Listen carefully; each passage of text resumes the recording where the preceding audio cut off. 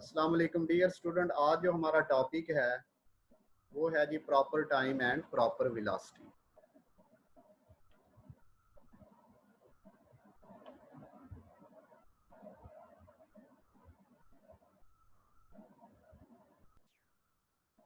We know that कि आपके पास कोई भी मूविंग ऑब्जेक्ट है और वो मूव कर रहा है विद वेलोसिटी u के साथ। अब हम जानते हैं कि जो वेलोसिटी होती है वो बेसिकली है rate of change of displacement. इसका मतलब है कि किसी भी एक्सिस के थ्रू, किसी एक्सिस के अलोंग, किसी लाइन के अलोंग कोई भी ऑब्जेक्ट, कोई भी पार्टिकल जब मूव करता है तो उसकी एक रिलेटिव वेलोसिटी होती है उस ऑब्जेक्ट की अपनी जो होती है, और वो जो वेलोसिटी होती है बेसिकली वो टाइम डेरिवेटिव ऑफ डिस्प्लेसमेंट होता है। ठीक है, तो यहाँ पे जो है, यहाँ पे हम जो वेलोसिटी यूज कर रहे हैं बेसिकली ये ऑर्डिनरी वेलोसिटी है, मतलब जो हम जनरली यूज करते हैं। अभी हमने प्रॉपर वेलोसिटी को डिस्कस नहीं किया। ये वेलोसिटी हमारे पास जो है ये ऑर्डिनरी वेलोसिटी।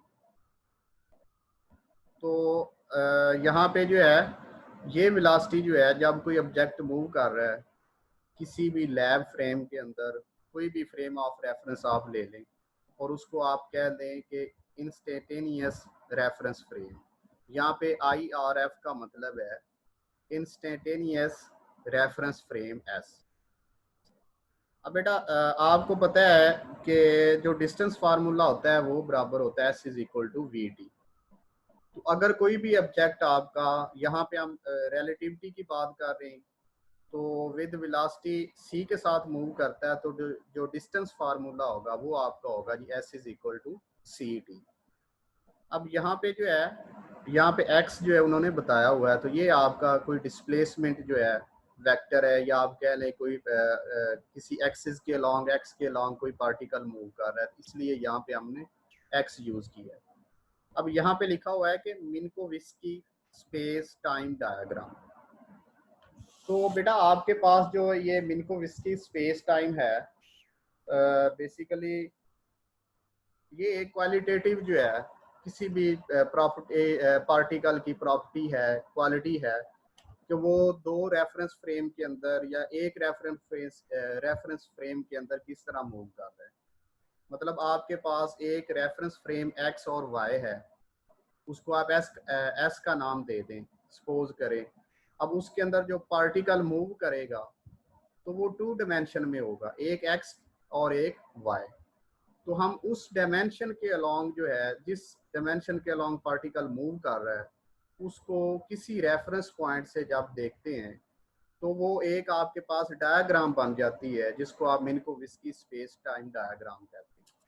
इसको सिंपली आप 3 डायमेंशन स्पेस भी कहते हैं, या आप ये भी कह सकते हैं कि मिन्कोविस्की स्पेस टाइम जो होता है या ज्योमेट्री होती है ये सिर्फ लाइज करती है फाइनाइट डायमेंशन के ऊपर, इनफाइनाइट के ऊपर लाई नहीं करती, फाइनाइट डायमेंशन के ऊपर लाई करती है कि आपका पार्टिकल या तो 2 डायमेंशनल रेफरेंस फ्रेम के अंदर हो, 3 के अंदर हो, 3 डायमेंशनल, 4 डायमेंशनल, लेकिन इनफाइनाइट डायमेंशनल नहीं हो सकता, उसकी सम फाइनाइट डायमेंशन हो।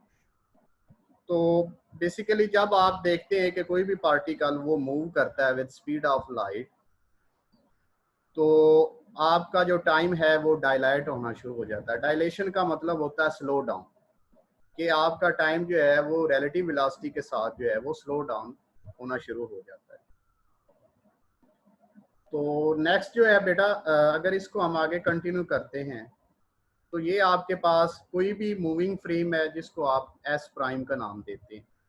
ठीक है जी, और इसके अंदर जो है 1 क्लॉक इसके अंदर भी लगा हुआ है। ठीक है जी, मूविंग फ्रेम के अंदर कोई भी अगर इंसान, कोई भी जो है ऑब्जर्वर अगर मूविंग फ्रेम के अंदर भी बैठा है तो वो भी अपना टाइम जो है वो मूव करेगा, सॉरी नोट करेगा। तो जब भी एक ऑब्जर्वर किसी मूविंग फ्रेम के अंदर, वो फ्रेम जो वेलोसिटी ऑफ लाइट के साथ या कंपेरेबल या अप्रोचेबल वेलोसिटी ऑफ लाइट के साथ मूव कर रहा होगा, बैठा होगा, तो वो जो टाइम नोट करेगा वो क्या हो जाएगा, स्लो हो जाएगा, डायलाइट हो जाएगा। ठीक है, तो यहाँ पे बेटा इन जो फर्स्ट पॉइंट के अंदर जो चीज़ें बताई गई हैं वो मैंने आपको बता दी।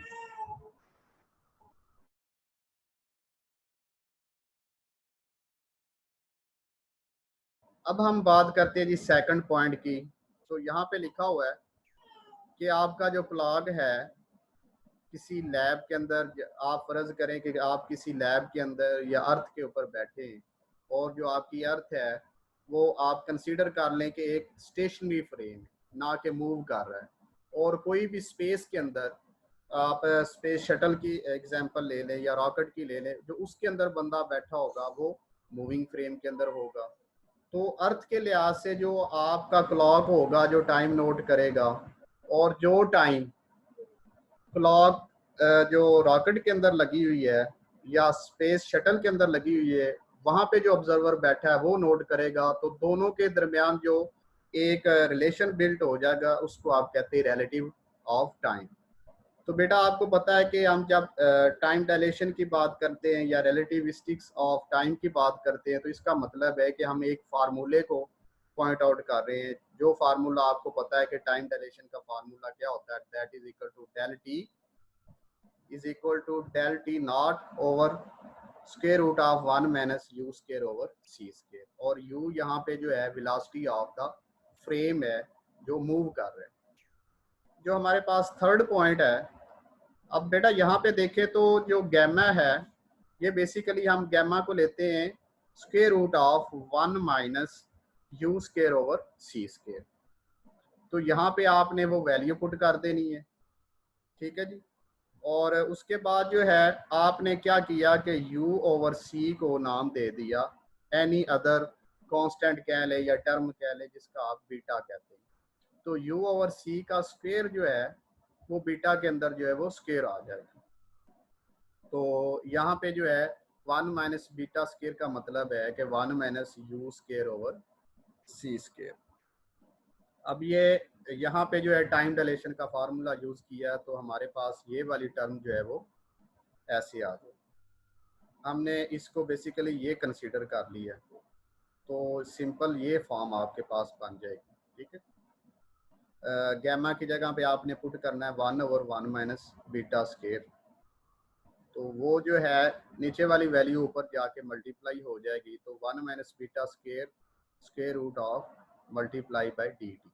यहाँ पे बेटा जो डी टी है ये कौन सा टाइम है जो रेस्ट फ्रेम फाइंड आउट कर रहे हैं। और जो डी टा प्राइम है या डी टी प्राइम है ये आपके पास वो टाइम है जो मूविंग फ्रेम जो है वो लोड कर रहे हैं। अब हम बात करते हैं बेटा आपके पास जो है पॉइंट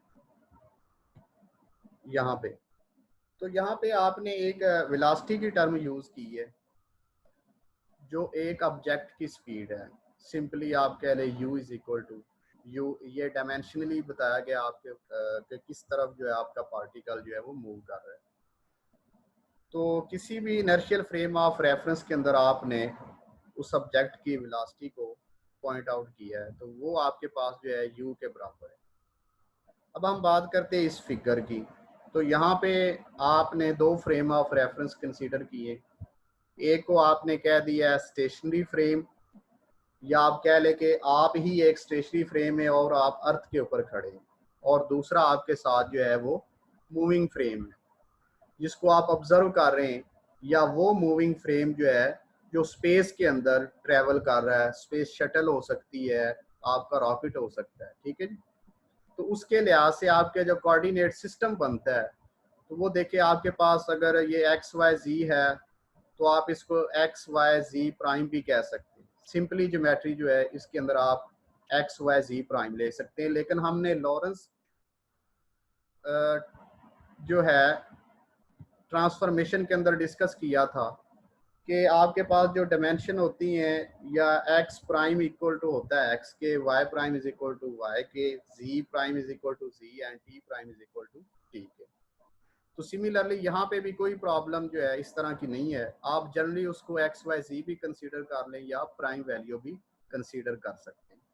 यहाँ पे जो वेलोसिटी है v, ये किसी मूविंग फ्रेम की है जो फ्रेम जो है किसी भी रेफरेंस की तरफ या किसी भी डायमेंशन की तरफ जो है वो मूव कर रहा है। तो यहाँ पे बेटा इस पॉइंट के अंदर भी यही बात बताई गई है। जो v है आपकी ये है relative speed between two inertial system. Frame 1 की स्पीड जो है, सॉरी फ्रेम 2 की स्पीड फ्रेम 1 के हिसाब से जो होगी उसको आप कहते हैं जी v, that is called relative speed between two inertial system. यहाँ पे IRF का मतलब है जी इंस्टेंटेनियस रेफरेंस फ्रेम या इनर्शियल फ्रेम, आप कह लें इसको, रेफरेंस एक ही मीनिंग है दोनों। तो अब जो है बेटा आप इसी चीज़ को नोट करें। तो आपके पास जो टाइम इंटरवल जो है D tau prime occurs in your rest frame, या आप इसको मूविंग फ्रेम के हिसाब से भी डिस्कस कर लें। तो उसके बाद जो है जो स्पीड है आपकी, उसके हिसाब से अगर आप देखें तो जो इंटरवल टाइम होगा वो डीटा प्राइम होगा। अब ये डीटा प्राइम क्या है जी? ये आपके पास जो है वो टाइम है कि जब आप किसी स्पेसशिप के अंदर बैठे हैं और आप तो ऐसे ही महसूस हो रहे हैं कि जैसे आप स्टेशनरी हैं।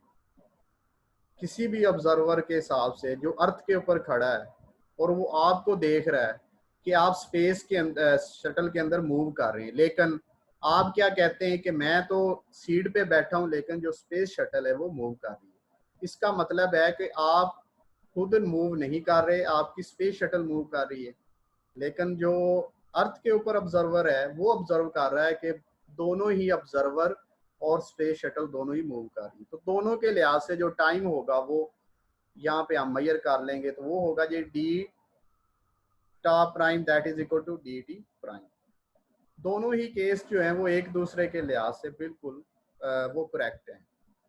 चाहे आप स्पेस शटल के अंदर देख लें अर्थ वाले ऑब्जर्वर को, या अर्थ वाला ऑब्जर्वर जो है वो आपको ऑब्जर्व कर रहा हो कि आप स्पेस शटल के अंदर किस तरह मूव कर रहे हैं।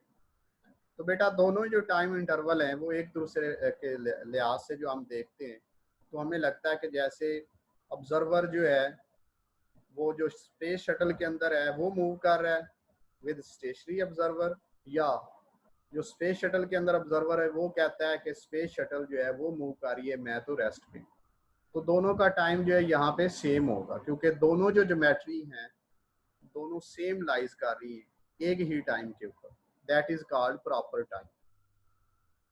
तो बेटा यहाँ पे जो है हमने डिफरेंस फाइंड करना है कि प्रॉपर टाइम और ऑर्डिनरी टाइम जो है वो होता क्या है। तो यहाँ पे जो ऑर्डिनरी टाइम है ये किसी भी फ्रेंच वर्ड से लिया गया है जिसको आप कहते हैं जी प्रॉपर टाइम या ऑन, और यहाँ पे आपके पास जो है ऑर्डिनरी टाइम जो है वो टी है और प्रॉपर टाइम जो है वो टा प्राइम है या टी प्राइम आप इसको कह रहे हैं। तो यहाँ पे हमने क्या करना है कि लॉरेंस इनवेरिएंट क्वांटिटी जो है उसको हमने यूज करना है। तो लॉरेंस इनवेरिएंट क्वांटिटी का मतलब होता है बेटा कि ऐसी कंसिडरेशन, ऐसी डायमेंशन जो है जो इनवेरिएंट रहती हैं, चेंज नहीं होती, चाहे आप स्पेस के अंदर मूव कर रहे हो या आप अर्थ के ऊपर मूव कर रहे हो, आपकी जो डायमेंशन है, जो एक्सिस है या फ्रेम ऑफ रेफरेंस है, अगर वो चेंज नहीं होते इसका मतलब है वो इनवेरिएंट है। लॉरेंस इनवेरिएंट का मतलब है कि मूविंग फ्रेम के कोऑर्डिनेट सिस्टम जो है वो स्टेशनरी फ्रेम के कोऑर्डिनेट सिस्टम के बिल्कुल इक्वल है, उनके अंदर कोई चेंज नहीं आती, इसको आप इनवेरिएंट का नाम देते हैं।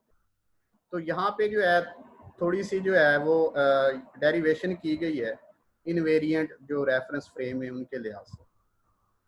तो प्रॉपर टाइम जो है बेटा उसका फार्मूला यहाँ पे डी टा लिया गया है, that is equal to time interval जो है ये D I over C square. Basically जो डी आई है ये आपका बेटा डिस्प्लेसमेंट है और ये आपके पास जो है ये स्पीड ऑफ लाइट है। तो अगर आप S is equal to V T के फार्मूले से टी फाइंड करना चाहें तो ये आपके पास जो डी आई ओवर सी आ जाएगा। स्क्वायर रूट के हिसाब से आपके पास जो है वो आप उसको कैंसिल आउट भी कर सकते हैं स्क्वायर के साथ, तो सिंपली आपके पास सी आ जाएगा। तो जब आप इसको सॉल्व करते हैं तो आपके पास जो डी टा प्राइम आ जाता है that is equal to D T prime. दोनों जो फ्रेम ऑफ रेफरेंस है उनका टाइम जो एक दूसरे के लिहाज से सेम आ जाता है, इक्वल आ जाता है, मतलब एक दूसरे के लिहाज से दोनों फ्रेम जो है वो एक ही पॉइंट के ऊपर जो है या एक ही ज्योमेट्री के ऊपर लाइज कर रहे हैं, that is called proper time. दोनों ही ऑब्जर्वर एक दूसरे के लिहाज से मूव कर रहे हैं, लेकिन इन रियलिटी जो है वो जो अर्थ के ऊपर ऑब्जर्वर है वो स्टेशनरी है, और जो स्पेस शटल के ऊपर ऑब्जर्वर बैठा है वो इन मोशन में है। तो बेसिकली हम जो फाइंड आउट कर रहे हैं यहाँ पे, तो रिजल्ट ये फाइंड आउट किया हमने कि जो आपके पास डी टा प्राइम है that is equal to D T prime, time in space shuttle that is equal to time on earth और स्टेशनरी ऑब्जर्वर। तो बेटा यहाँ पे जो है सिंपली अगर आप लॉरेंस इनवेरिएंट कंडीशन जो है वो अप्लाई करते हैं तो x prime is equal to x का मतलब है D tau prime is equal to D tau, या t या tau prime that is equal to tau के, या t prime is equal to t के। ये दोनों जो कंडीशन है ये यहाँ पे जो लिखी है ये वैलिड हैं फॉर लॉरेंस इनवेरिएंट कंडीशन के हिसाब से। तो बेटा फाइनली जो है यहाँ पे अगर हम देखें तो आपके पास जो है जो आपका रेस्ट फ्रेम है of object that is equal to proper frame of object के इक्वल आ जाते हैं। मतलब दोनों का टाइम जो है एक दूसरे के लिहाज से वो रिलेटिव है, और इसी को आपने प्रॉपर टाइम का नाम।